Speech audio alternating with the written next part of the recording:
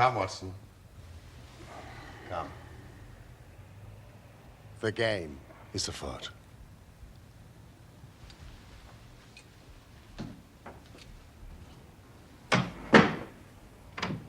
Get your clothes and come.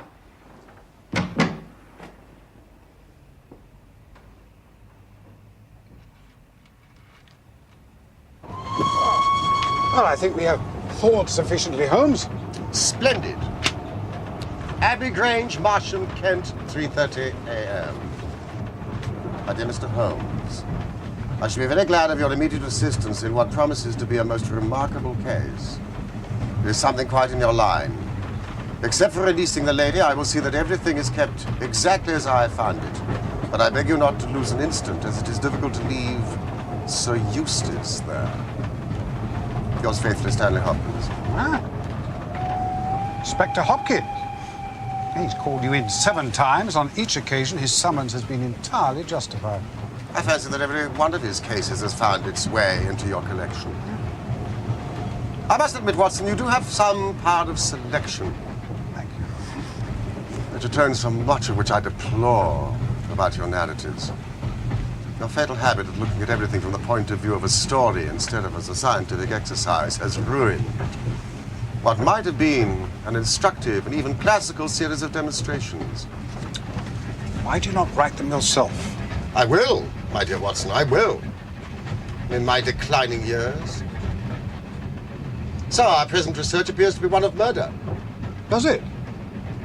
E.B. monogram, British arms. An address which harks back to the dissolution of the monasteries. We are moving in high life. Brackenstall. Sir Eustace Brackenstall. You've heard of him. He was quoted in the Chronicle the other day as being one of the richest men in Kent. Watson, you are a treasury of knowledge. And you think him dead? I think him murdered, Watson. Hopkins is not an emotional man. The writing shows a certain agitation. It is surely urgent. You think the body left there for our inspection? I think that we shall find the Brackenstall line is now...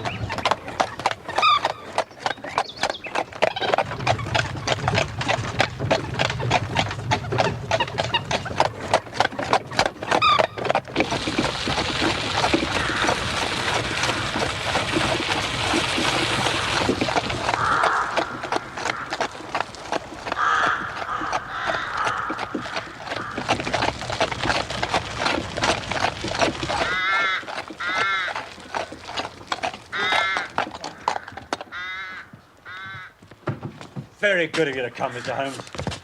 And you, Doctor. Inspector? Hope you'll forgive me, Mr. Holmes. Forgive what, Hopkins? I should not have troubled you, sir.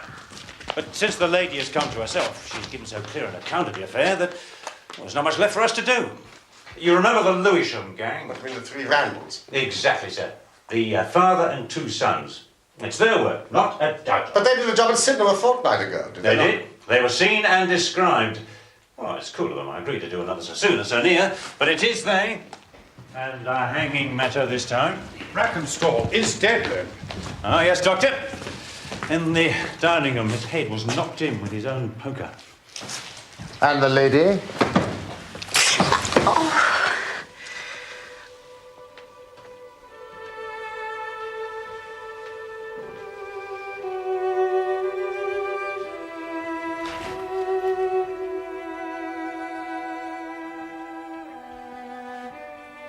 Have they been in The the... lady. I shall be glad when you can arrange matters. What is that? You have other injuries, madam. It's nothing. It has no connection with this hideous business. Please sit down.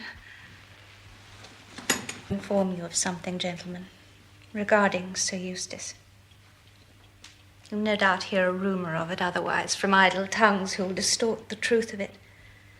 And it would pain me to think of his memory tarnished in that way. Sir Eustace drank, I'm afraid. Not regularly and consistently. Not in a way to hurt our marriage. Nor did it interfere with the exercise of his public duties. Nevertheless, the vice was a private shame to him. He was very sensible of my dislike of it. When he felt the obsession too keenly, he took himself off until the poison had exhausted him. It distressed me, of course, that it should happen. But he was proud and sensitive enough never to allow me to witness it. I felt deep gratitude for that. And not a little pity. Can you understand that, gentlemen? I have never heard a like case talked of with such illuminating compassion, madam. I must, however, ask you to believe something further. I was in some measure grateful for this vice of my husband's. How could that be? I've spent most of my life in South Australia, in the wine-growing country, near Adelaide. As a very young woman, I lived alone with my father. My mother was dead. If I had a mother, it was my loyal Teresa. It was a very free life. I found it extremely difficult to adapt to the proprieties of England, being mistress of such a place as this. So I felt if I were to show a decent understanding of my husband's weakness, he would in turn forgive me some of my unsuitable behavior. And so it proved. I see. I'll tell you about last night. Eustace retired at about 10:30.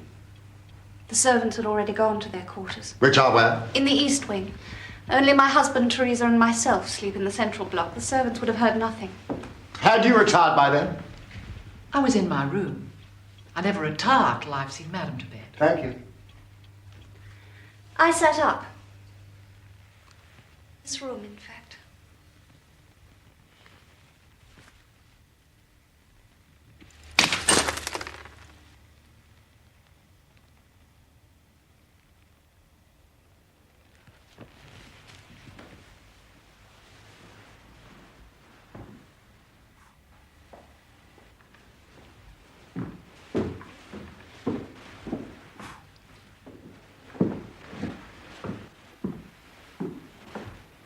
It is my custom to walk around to see that the house is secure. Because for obvious reasons, Sir Eustace is not always to be relied upon in that respect. I went into the gun room. The kitchen, the butler's pantry, the billiard room, the drawing room, and finally the dining room, where the curtains were drawn.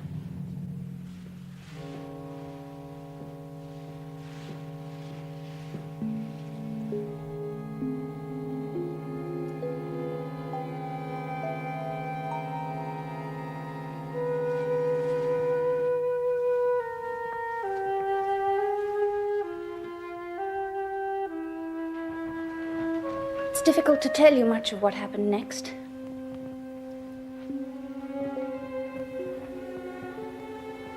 I took a step towards the curtain, and I found myself face to face with an intruder. A big man, quite elderly. For a moment, we just stared at each other. Then 2 other men came in behind. I must have been unconscious for some minutes.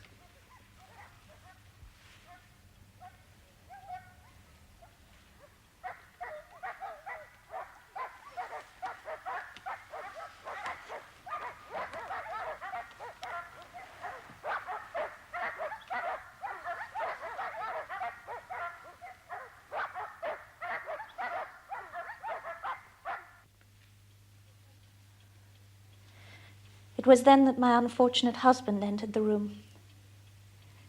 They dealt with him as you shall see. I believe I fainted again. I'm not sure. The exact events are difficult. I drifted in and out of consciousness, you understand.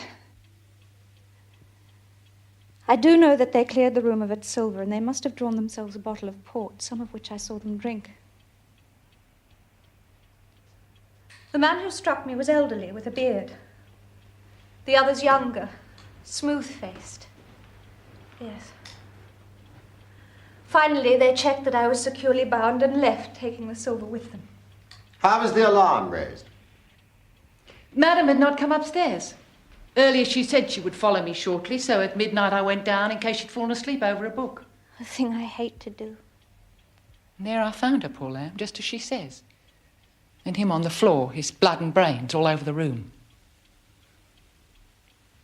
Enough to drive a woman out of her wits, and her gagged and bound, and her very dress spotted with him.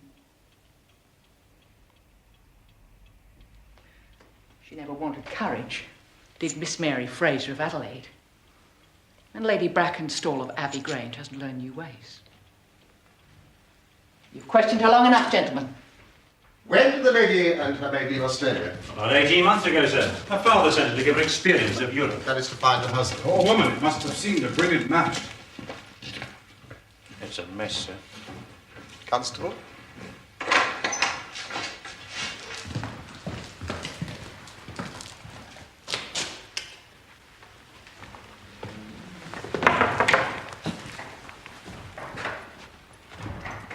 A mess indeed. We've touched nothing, sir. What do you make of it, Doctor? Should I? Please proceed, my dear fellow.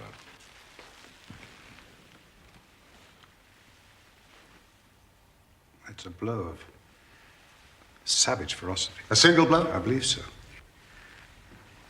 It is a straightforward enough wound. You see, it begins thus, below the ear, and then crosses both spheres of the parietal bone at such an angle that this side is smashed as far as the coronal suture. I've never seen anything like it. A powerful man, this elder Randall? Half his trade is violence, sir. But he certainly left his trademark. What beats me is how Randall could do so mad a thing. Knowing that the lady could describe them and that we could not fail to recognize the description. The criminal mind has its quirks of conscience and scruples. In that respect, it is as individual and curious as any other. A noted miser may be secretly charitable, so this violent Randall may draw the line at the murder of an unconscious woman. Or he may well believe that she did not see him. Well, how is that, sir? She testifies that they stared at each other. Yes, but it was she who held the light. What Randall may have seen was mostly flickering candle flame. The face behind it. A distorted mask. He may have been unimaginative enough to have thought that she saw no more than he did. He knocked out unconscious at the next instance, thus for his purposes solving his problem, Watson. May I impose upon you to search the turkey rug? What for, Holmes? Candle wax, Watson. Candle wax. Now, this bell presents a mystery. Does it not, Inspector? Sir? When it was pulled down, the bell in the kitchen must have rung loudly. Well, no one would hear it the way the kitchen is placed. How did the burglar know that? Exactly, Mr. Holmes, exactly. But the very question I've put myself. Now, either he has known the house, or he may have dealings with one of the servants. One of my men is going over the record of service at the Grange with the butler at this very moment, sir. Inspector, you seem to have thought of everything. Oh, thank you, Mr. Holmes. Holmes. What is it, Watson? There. A scattering of wax and a very light scorching. Invisible, but leaving its characteristic scent. The lady would have fallen here. Randall would have snatched up the candelabra immediately. I suppose that is where they took their refreshment. To steady their nerves, yes. Port wine, sir. Did Lady Brackenstall say that the butler's corkscrew was used? No, sir. She was senseless at the moment the bottle was opened. Quite so. It was opened with a pocket screw, probably contained in a knife. If you examine the top of the cork, you will observe that the screw was driven in 3 times before the cork was extracted. This long screw would have transfixed it and drawn it with a single pull. When you catch this fellow, it is likely that you will find that he has a multiplex knife in his possession. Excellent, Mr. Holmes. These 3 glasses do puzzle me, I must confess.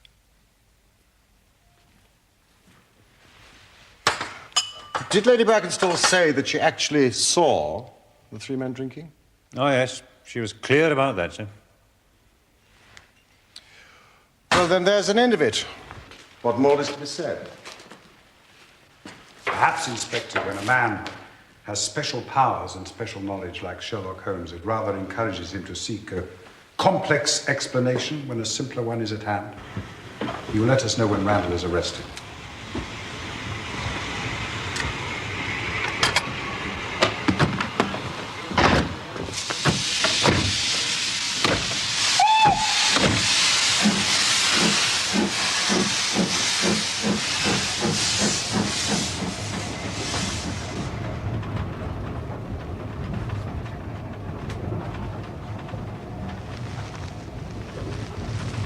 Poor Holmes, you must feel like an abstruse and learned specialist called in for a case of measles. Annoying.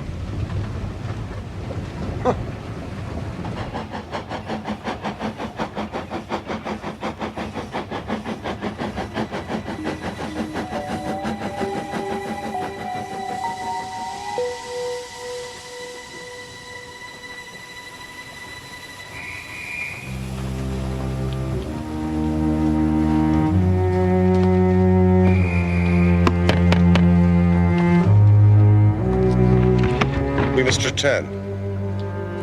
3 glasses.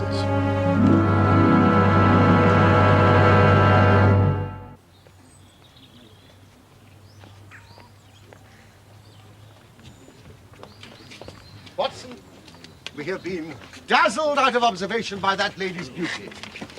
Beauty may be truth, but she does not necessarily speak it. There was port in each glass, but there was only crusting in 1 glass. The last glass filled is the one most likely to contain the crusting. I agree if the last pouring had approached the bottom of the bottle, but the bottle was half full, and it had been agitated. The crusting was present throughout the port. Well, what then do you suppose? That only 2 glasses were used, and that the dregs of both were poured into a third, so as to give the false impression that 3 people were there. I understand. If I'm right, Watson, then in an instant, this case rises from the commonplace to the exceedingly remarkable. That will be the Kentish train.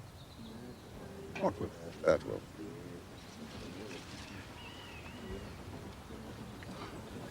How on earth did you hear it? I heard nothing, Watson. I observed. What a salutary thought after such a misspent morning. Lady Brackenstall and her maid must have some very good reason for shielding the real criminal.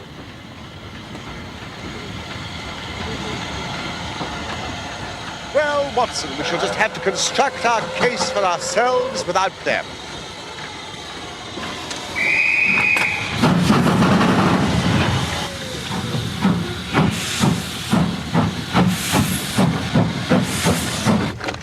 The Abbey Grange as fast as you can!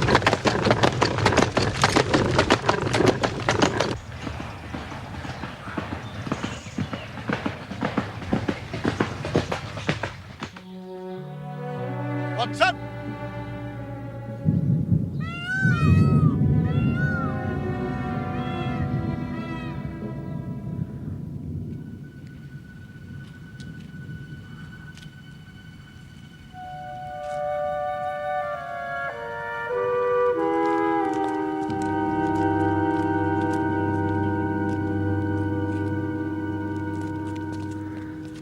It appears Inspector Hopkins has gone to report to headquarters. Splendid, then we can take possession.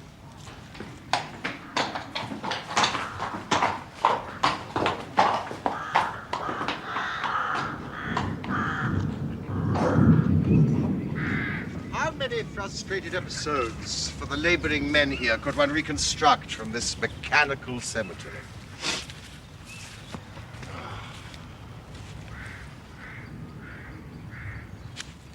What's this?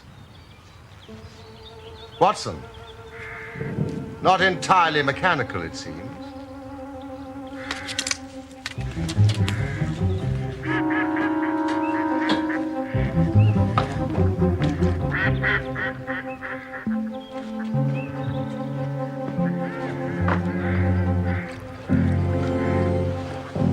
Fudge.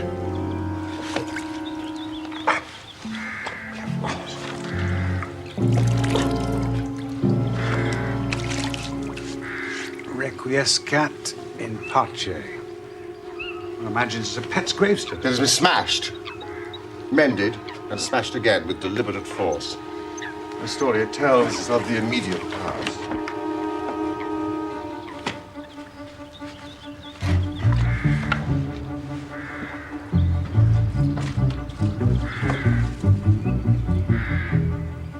What?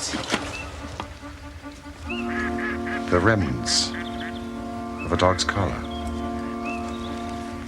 Fudge. Hey, you! Has any servant been dismissed from the house in the last month? No, sir. Then it's as I thought. Fudge. Lady Brackenstall's pet dog, let us imagine, dies. It may not be too fanciful to suggest that their poor unfortunate creature was literally killed. Killed? For what reason? Reason, I suggest, hardly entered into it. It was done in a fit of insane rage. By whom? By a drunken, sadistic ruffian. One of the murderers? No, Watson. The lady's husband. The last of the Brackenstalls. Brackenstall? Consider it. No one but a member of the household could vandalize a gravestone and have remained in place. Why should Brackenstall entertain such an obsession about a pet animal that he will forbid any remembrance of it? You saw the marks, of course, on the lady's arm. Yes. I was surprised that they did not interest you more. There were stab wounds made by a long needle or a hat pin. This lady has been living in fear of her physical safety, Watson.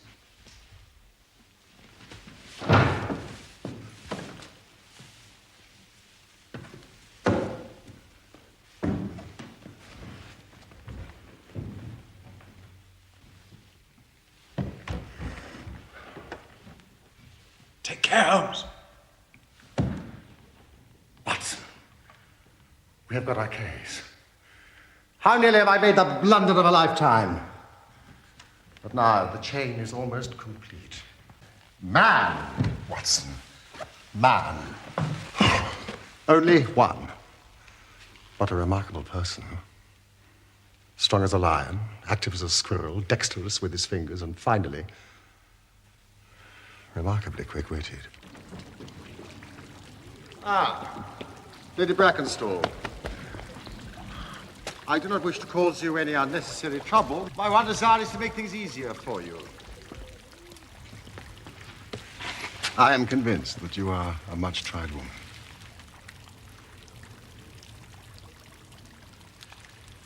If you will trust me and treat me as a friend, you may find that I will justify that trust. What do you want me to do? To tell me the truth. Mr. Holmes. No, please. Lady Brackenstall. It is of no use. You may have heard of any little reputation that I may possess. I will stake it all on the fact that your story is a complete fabrication. You're an impudent fellow. You trying to say that my mistress has told a lie? Have you nothing to tell me? I have told you everything. No, think just once more, Lady Brackenstall. Wouldn't it be better to be frank? I know.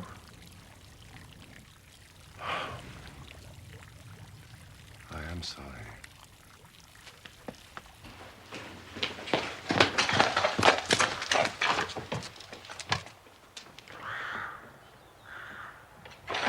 The bell rope gave us a clue which should have left us in no doubt. How was that?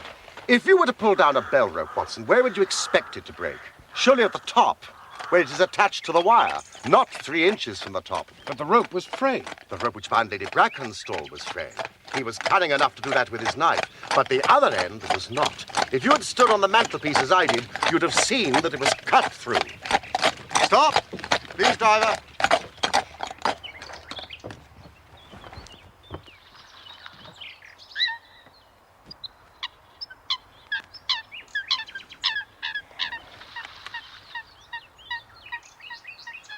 Watson. That log has not moved since early this morning. Well, perhaps it's snagged on something.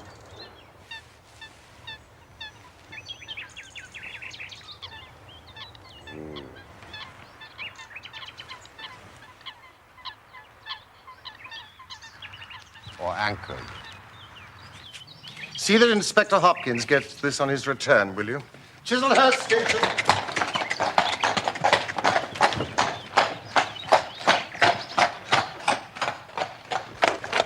Where to now, Holmes? The shipping office of the Southern Cross Line. Yes, of course. The Southern Cross Line is the principal passenger carrier between Adelaide and London. Ah, I see.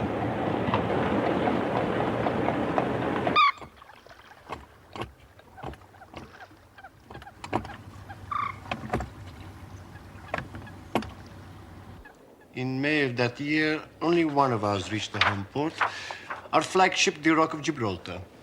I'll have the passenger list sent up.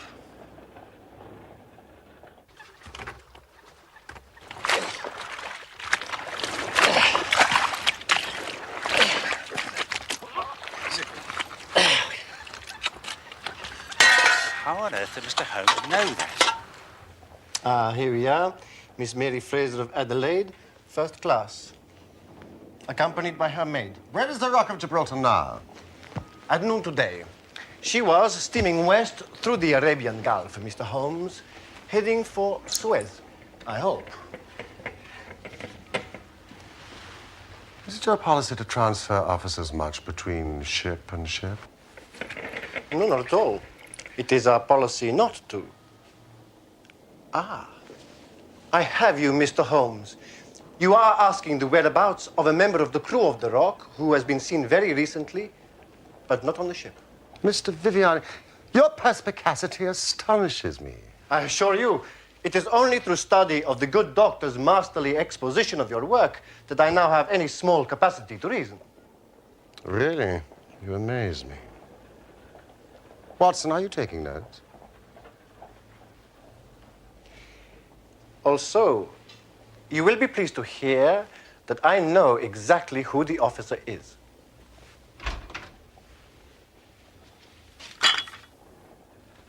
Ah, excellent. Mrs. Burbage. Excellent. Yes, gentlemen.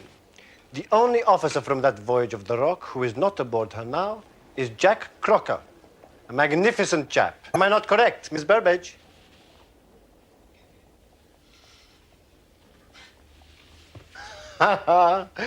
Crocker has that effect. Delightful fellow. Handsome as a prince.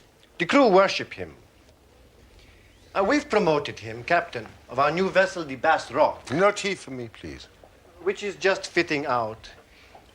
He's the youngest captain we'll have. But he'll be the best. Not an officer in the fleet to touch him. He is hot-headed and excitable, but loyal, honest, and kind-hearted. Sometimes in this life, you meet people who are what you might call large-souled, who are a privilege to know. Crocker is one of those.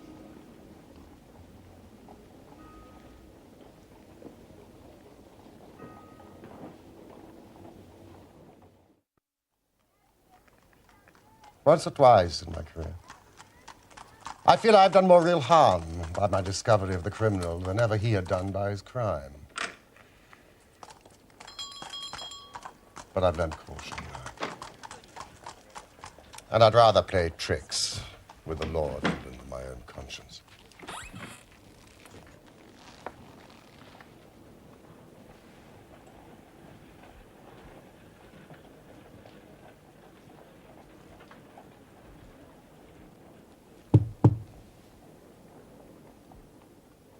Captain Crocker, sit down.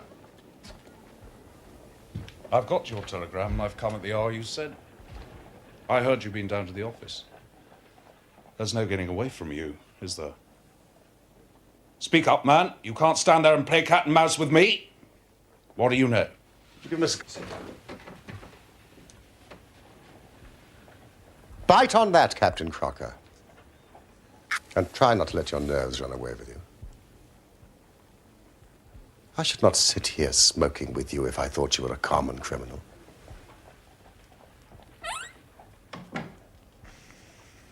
Tell me, what did you use to secure the silver to the floating log? I guess it was fishing gut from the gun room, but I was not present at its recovery.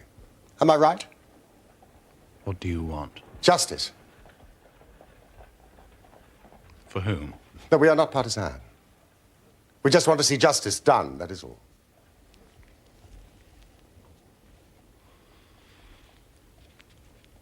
Very well. Was it fishing gut? No, tarred twine. It's a throwback to my days before the mast as a youngster. Even now, I always carry a silver coin, a length of twine, And a multiplex knife.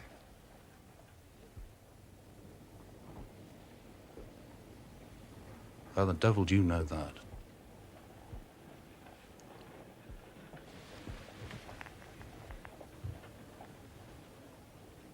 Who are you?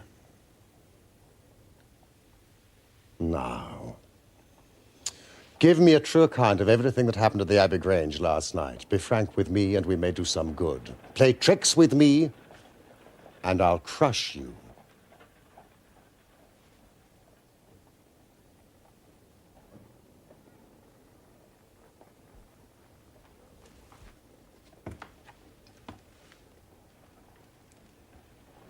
Johnson.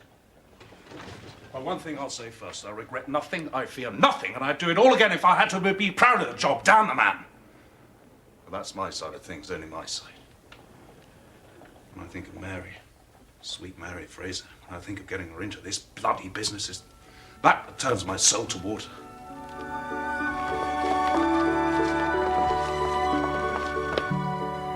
I met her when I was first officer on my last ship.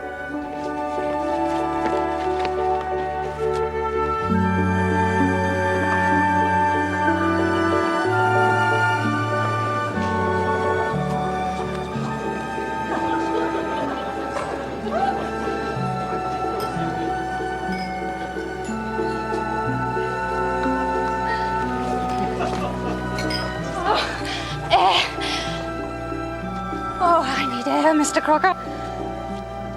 I've never danced so much in my life. You dance as if you were born to, Miss Fraser. Neither born nor bred, I assure you, Mr. Crocker. Led to it, I think, by a better dancer than I am. She treated me as fairly as ever a woman treated a man. We were never engaged. I've no complaint. But it was all love on my side, and all good comradeship and friendship on hers. When we parted, she was a free woman. But I could never again be a free man.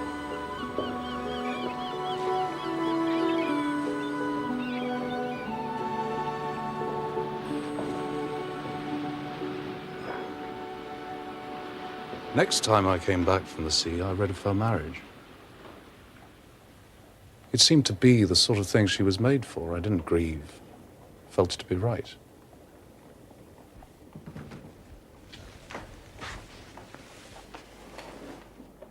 So I never thought to see her again. The last voyage I was promoted and the new boat was not yet launched, so I had to wait for a couple of months with my people in Kent. I knew now where she was, but stayed away. Then I met Teresa Wright one day, and she told me all about her, about the marriage, about the man's drunken cruelty, about everything. Do you know this noble baronet burnt her pet dog and threatened as much to her? I tell you, gentlemen, it nearly drove me mad. I did meet Mary, and I met her again. At last, she would meet me no more. I was then given notice that I had to leave on my voyage within a week.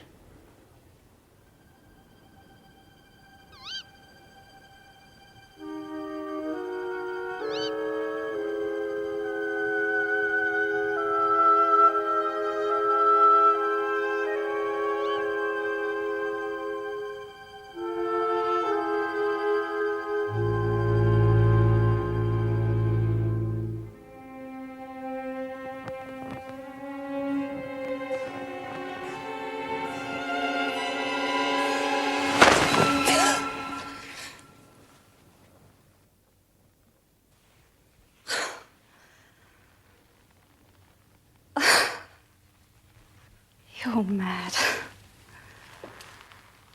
How could you come here? I'm to go away, Mary.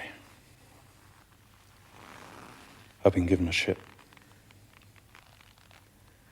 To go and not to say farewell.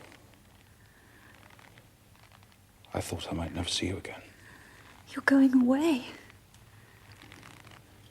I do not relish it. You will make a fine captain. You must not let anything spoil such an opportunity.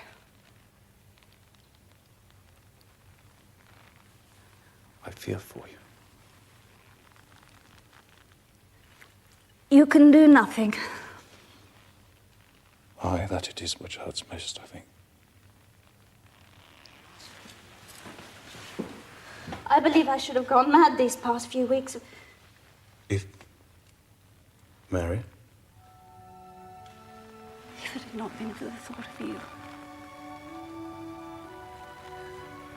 My friend.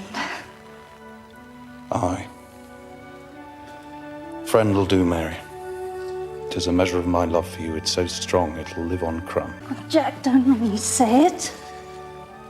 It won't make us any happier. You know what I feel. Do I?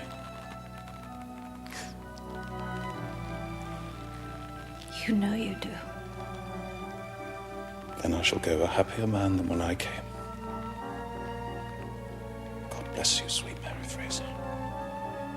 That's enough for me.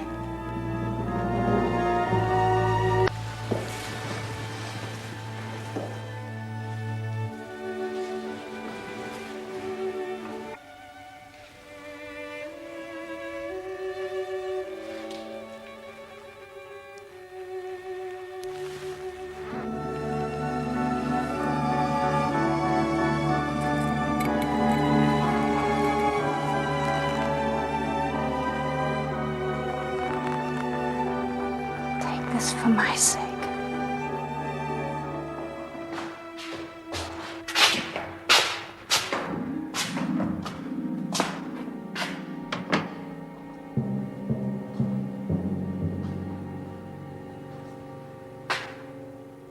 At last I have you, madam, at your trade. Here's the key to your damn modesty. You have a profession, madam. A damn whore. A gutter queen. A filthy jade.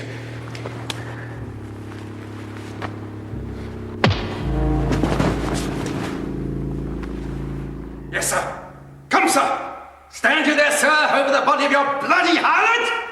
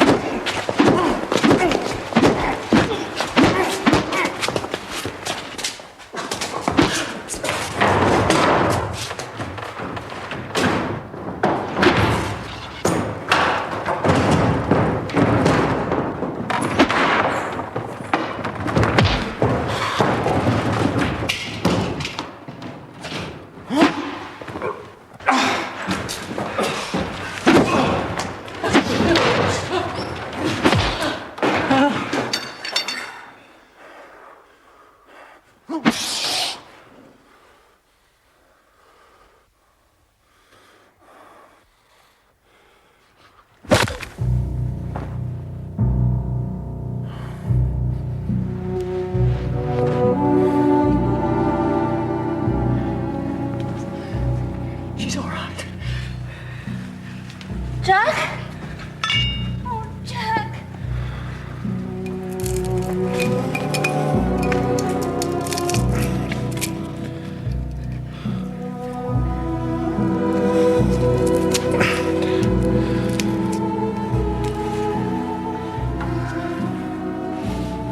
Thank you, no, Captain.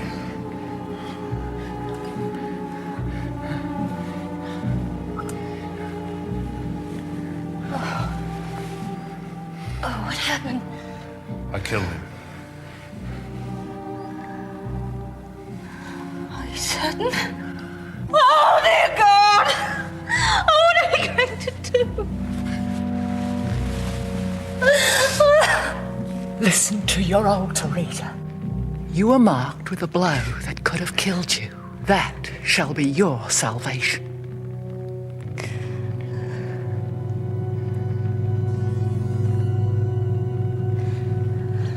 Teresa was as cool as ice. It was her plot as much as mine.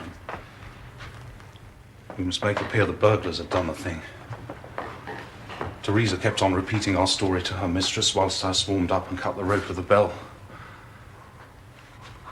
I then lashed her in her chair, frayed out the end of the rope to make it look natural. The silver, well, you know about that. I do, and the third glass of port to tie in with the Randalls? Yes. And we dropped the candlestick by where Mary fell, for the wax would splash, you know. I never thought the police could have seen through our dodge. And when I knew that savage fiend was dead and she was free of him, I reckon I'd done the best night's work of my life. I still do, even if I swing for it.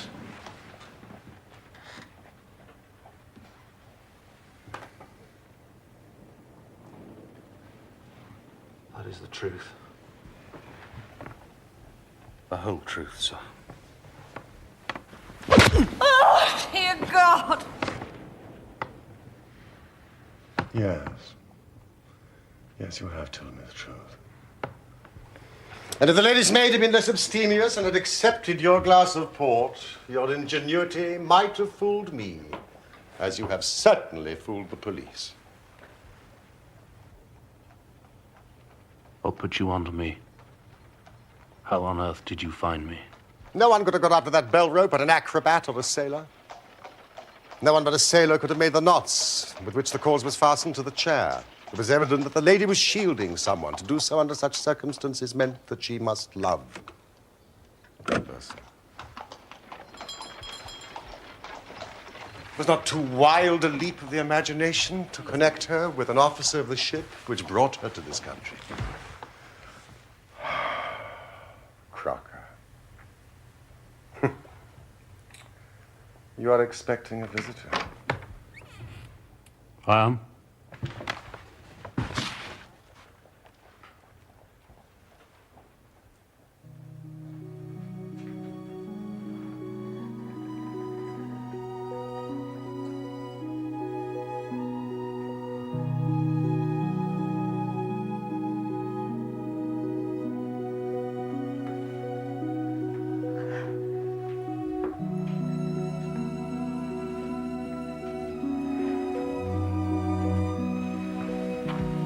This gentleman knows everything. There's no hiding from him. I know. His telegram brought me here. What do you intend, Mr. Holmes? Well, Captain Crocker, this is a very serious matter. Yet I feel sure that on the basis of the story which you have told us here tonight, a British court of law will understand that you acted in defense of your own life. That, however, is for a jury to decide. Meanwhile, I have so much sympathy for you that if you choose to disappear within the next 24 hours, I promise no one will hinder you. Then it'll all come out. Certainly it will come out. What sort of proposal's that? Mary be left to face the music held as an accomplice, maybe. No, sir, it will not do. Jack, you must go. I shall not. Calm yourself, Captain. I was only testing you. Watson, this fellow rings true every time. It is a great responsibility that I take upon myself, but we will do it in due form of law. Crocker, you are the prisoner. Watson, you are a British jury. And I never met any man more eminently fitted to represent one. Now, gentleman, you have heard the evidence. Do you find the prisoner guilty or not guilty? No, not guilty. Vox populi, vox dei. You are acquitted, Captain Crocker.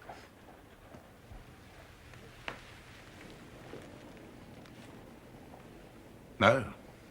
No, sir, it will not do. Captain? What if the police arrest some other poor devil? What then? Then I will use all my powers to persuade them of their mistake.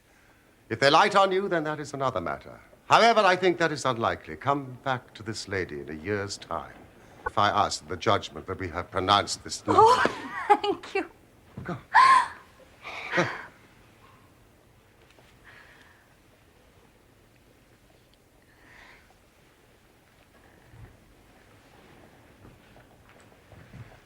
Madam, I'm intrigued. You gave such a compelling account of a man's sad addiction to drink, and yet it was not, as we now know, a portrait of your husband. But it was such a clear description, I wondered... My father. Ah. My poor father, Doctor. He sent me away to England because of it. His self-management was the reason I did not fear the vice in my husband, because I knew of it before we were married. How foolish I was. Thank you. Good luck to you.